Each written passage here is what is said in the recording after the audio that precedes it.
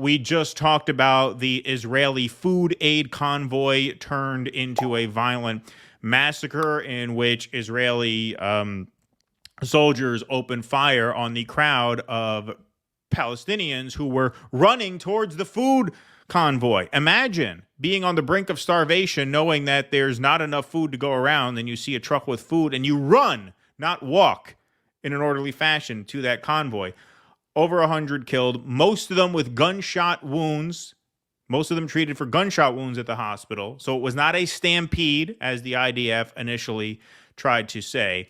Here's Christiane Amanpour talking about what did you say about Mark Regev? What did you say? He's a vampire's familiar. A vampire's familiar, yes, indeed. Here she is asking him for clarification about the incident.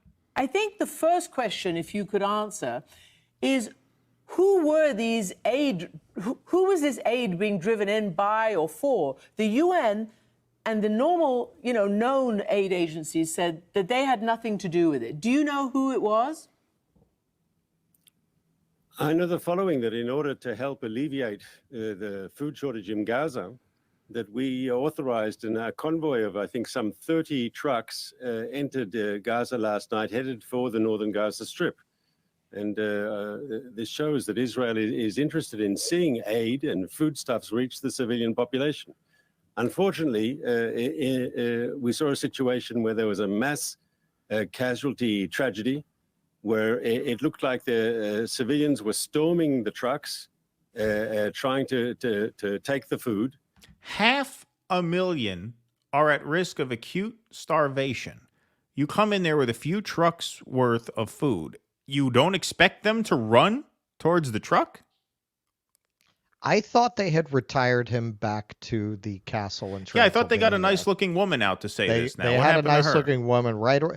You know what it must be? Because as the mass rape story is falling apart, they decided to go back to a dude. Maybe. They should have that woman who just hosted SNL this week do it. Who's the woman who did the Euphoria? Sweeney? Yeah, they should have her come on. I'm sure people would buy it. Nobody's going to argue with her. Yeah, nobody's going to argue with her. You put out the Israeli Renfield.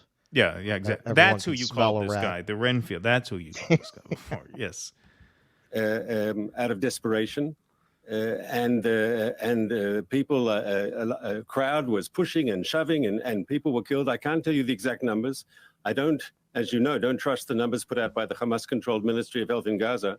There were reports that maybe the drivers were driving over parts of the crowd. It appears to be a tragedy, but I can tell you... Again, the majority of deaths, gunshot wounds. This idea that, they were stampeded under each other's feet or that trucks ran them over...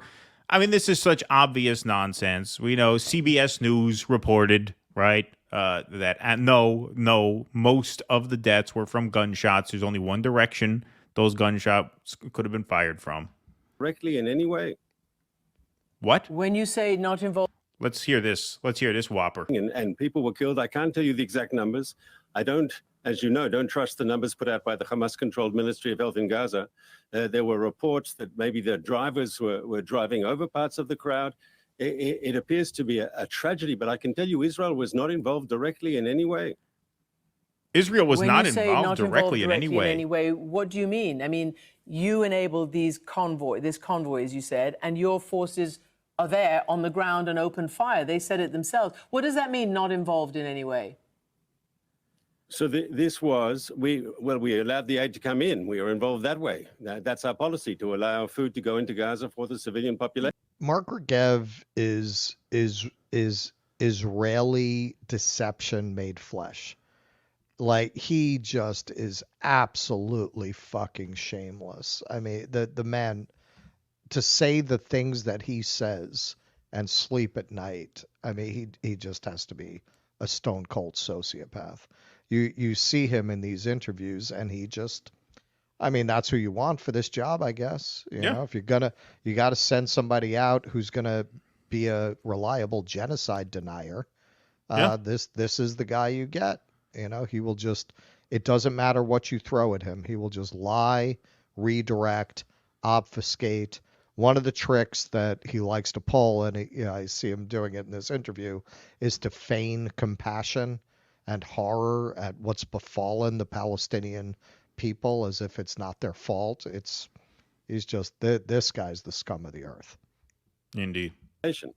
But in the incident of people storming the trucks and the way the truck drivers behaved and people getting squashed and pressed and apparently there being mass casualties, Israel was not there on the ground.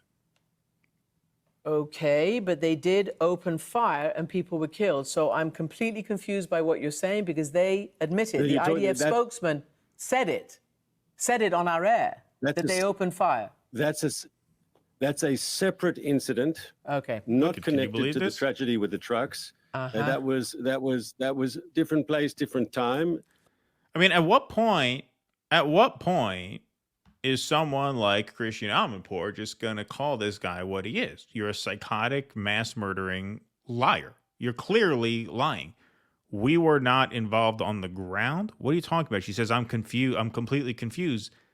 What's confusing about it? The guy's a fucking liar. Obviously, they were there on the ground. What do you mean they weren't there on the ground? What are you talking about? What are you talking about? He's trying to say that the IDF guy was referring to something else. Yeah, some other incidents in which 100 people were killed, most of whom suffered gunshot wounds, according to the hospital and according to every outlet that has reported on this. Like, what are you talking about? You're completely confused. I mean, I don't understand what it would take to just call this guy what he is and call all of these apologists what they are. I mean, this guy, that is just an absolute bald-faced lie. And it's a ballsy lie because it's so blatantly untrue. It's just so on its face absurd that how do you go on and come out of that interview without being called a psychotic, lying murderer?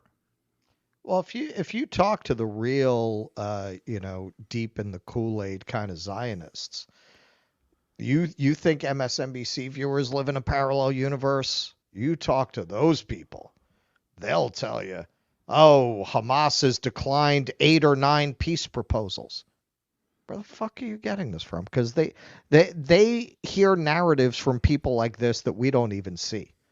Right. Like if you're a real Zionist, they're going to places for the news that we're not even aware of. Well, we've talked about this at length. I mean, we've shown on occasion some snippets from Israeli media. Like they're even more blatant than this. We get the sanitized version of, Israeli propaganda, right? They send the guys like that. Those are the nice guys they send to us to talk to the West, to talk to the Americans. What they tell each other and their own people there is just even more absurd, even more extreme. That's why you have a population that is brainwashed. I mean, they are brainwashed. It is a brainwashed group of people. It really is. But when you look at how CBS covered this, when you look at how Amanpour interviewed him, they've lost. They've lost. This is why I say they're never going to be able to rejoin the family of nations. When you've got these are not, CNN is not known for its fiery pushback on Zionist propaganda. When you're getting this kind of an interview, I mean, they're only one step away from calling out these people as genocidal maniacs. They're this close to it. Yeah, and it's not going to be possible, I don't think, to avoid that terminology if, and this is why I don't think there's going to be a 6-week pause, because if there is a 6-week pause, I think Biden is going to try and convince them not to go into Rafah, and they're going to do it anyway. And past that point, there's going to be no avoiding those kinds of words. That's why I don't think it's going to happen. That's why I think all this talk of a temporary pause is just talk. I think Biden and Harris, I think they know that Netanyahu is going to blow them off. Because I think if they go 6 weeks where they try and work something out and then he goes in and just ravages Rafah anyway, at that point, there's going to be no avoiding that language. There's just going to be no avoiding from anywhere, I don't think. Yeah, they're just giving themselves plausible deniability. We called for a ceasefire. Right, exactly. Right. Yeah, indeed. Please clap.